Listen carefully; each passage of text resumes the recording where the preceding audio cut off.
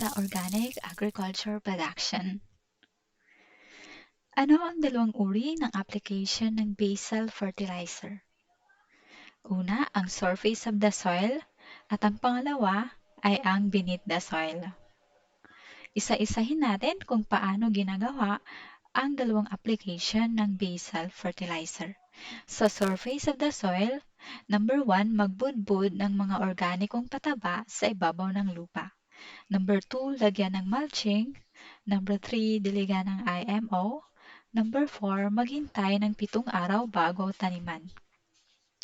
Dumako naman tayo sa beneath the soil. Una, maghukay ng kanal sa gitna ng plot. Pangalawa, ikalat ang farm waste tulad ng pinagpiliang gulay at dumi ng hayop sa kanal. Pangatlo, budburan ng fortified na pataba. Pang-apat, diligan ng IMO. 5, takpan ang kanal ng lupa. Number 6, lagyan ng mulch. At 7, maghintay ng 14 araw o 2 linggo bago taniman.